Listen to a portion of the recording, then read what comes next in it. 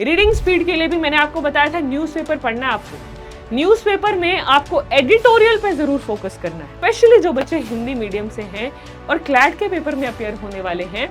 आपको अभी से आपकी रीडिंग स्पीड को इम्प्रूव करना शुरू करना पड़ेगा। कि सबसे सैड चीज क्या होती है, जब आपको पेपर आता हो बट आप सॉल्व ना कर पाओ क्योंकि आप पूरा पेपर पढ़ ही नहीं पाए, क्योंकि आप पूरा पेपर समझ ही नहीं पाए। Hello my lovely students, very warm welcome to today's session. I hope all of you are doing great and ready to begin with today's session, जहां आज हम डिस्कस करने वाले हैं week 2 strategy for your legal reasoning preparation for your CLAT 2026 exam.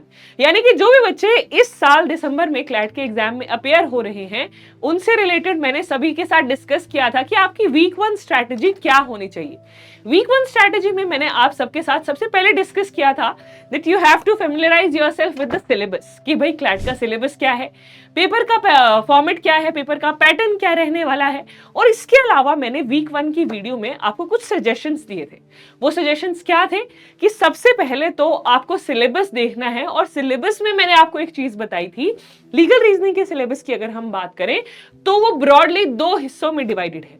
तो मैंने आपको ये सजेस्ट किया था, ये बताया था कि आपको दोनों फ्रंट पे अपनी तैयारी शुरू करनी। मैंने उसमें आपको एक तरफ बताया था आपकी जो स्टैटिक सब्जेक्ट है, आप कोई भी स्टैटिक सब्जेक्ट चूज कर सकते हैं, जिसमें मैंने आपको सजेस्ट किया था कि आप कॉन्स्टिट्यूशन के फंडामेंटल राइट्स के टॉपिक से शुरू कर सकते हैं।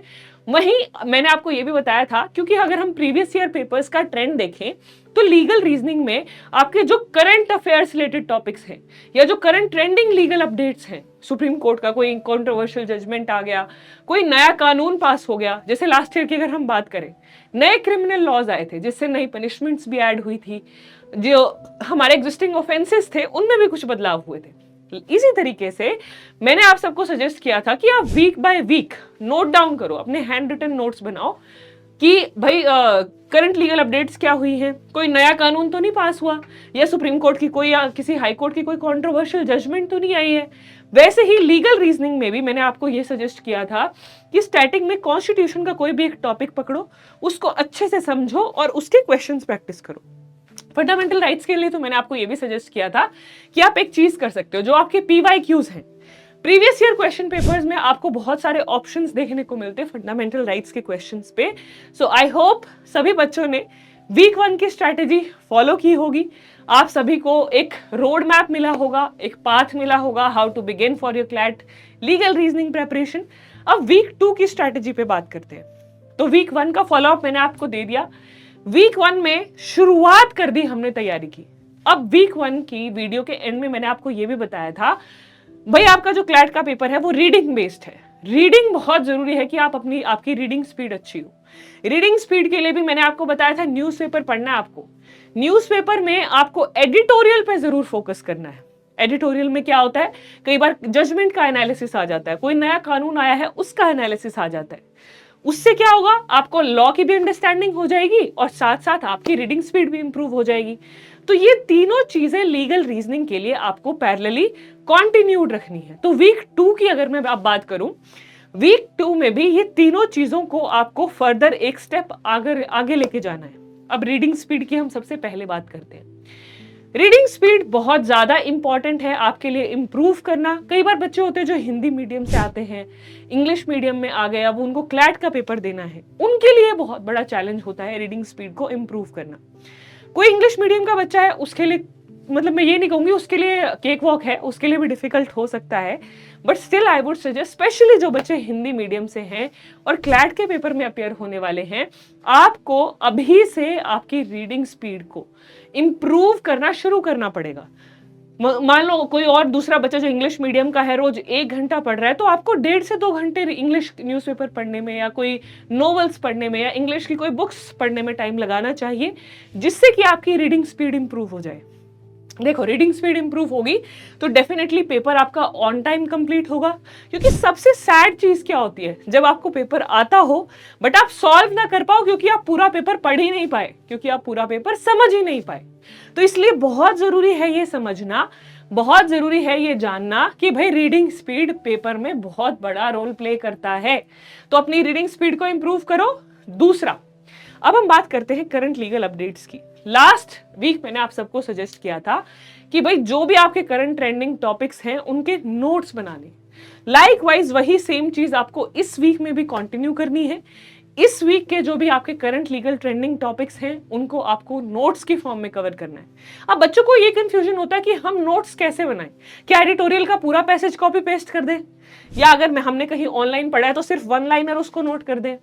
देखो बेटा, बेस्ट तरीका है आपका कि जो भी करंट लीगल ट्रेंडिंग टॉपिक्स हैं उनको अगर आपको नोट्स बनाने हैं तो सबसे पहले तो उनकी एक हेडलाइन बना लो। हेडलाइन के बाद उसमें मान लो आपने एडिटोरियल पढ़ा या कहीं उस पर कोई पैसेज पढ़ा, उसमें से कम 5 से 6 इंपॉर्टेंट पॉइंटर्स आपको नोट कर लेने चाहिए अपनी लैंग्वेज में। अब मैं ये बार बार क्यों कह रही हूं अपनी लैंग्वेज में नोट करते हैं, क्योंकि जब आप उन टॉपिक्स को रिवाइज करोगे, अगर वो आपकी लैंग्वेज में होंगे, आपकी हैंड राइटिंग में होंगे, तो समझना बहुत ईजी रहता है, बहुत क्विक हो जाता है उस चीज को क्विकली रिवाइज करना। अब आ जाते हैं तीसरे टॉपिक पर। तीसरा है हमारा स्टैटिक। स्टैटिक यानी मान लो आपने किसी भी टॉपिक से शुरू किया है, मान लो आपने कॉन्ट्रैक्ट लॉ से शुरू कर दिया था। एक टॉपिक आपको सबसे पहले तो बाइफरकेट करने होंगे कि भाई कॉन्ट्रैक्ट लॉ में ऑफर एक्सेप्टेंस है, कंसिडरेशन है, कैपेसिटी टू कॉन्ट्रैक्ट है। मान लो 10 टॉपिक हैं, कॉन्ट्रैक्ट लॉ को मुझे इस महीने में खत्म करना है, तो ये 10 टॉपिक यानी कि हर हफ्ते, एक महीने में कितने वीक्स होते हैं? 4 वीक्स। तो आपको 2 से 2.5 टॉपिक्स आपको हर वीक कवर करने हैं। तो 2 टॉपिक्स मान लो ऑफर एक्सेप्टेंस और कंसिडरेशन आपने इस वीक कंप्लीट कर लिया, और उसके क्वेश्चंस आपको सॉल्व करने हैं। अगेन क्वेश्चंस का आपको बैंक नेट पर भी मिल जाएगा।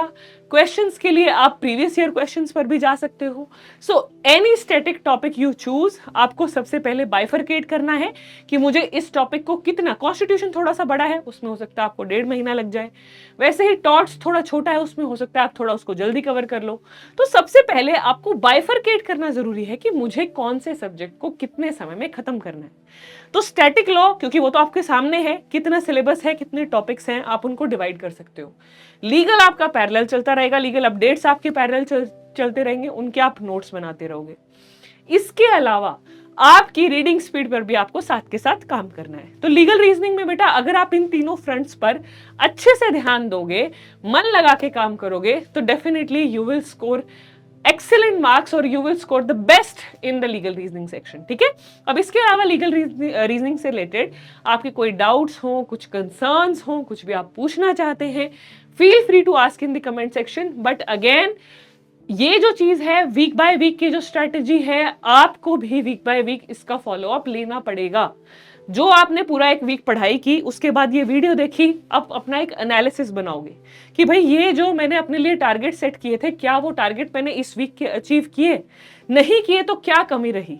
वो कमी भी आपको दूर करनी है। ऐसा नहीं है कि सिर्फ टारगेट बना लिया और देखा ही नहीं कि भाई मैंने उसको अकम्प्लिश किया कि नहीं किया।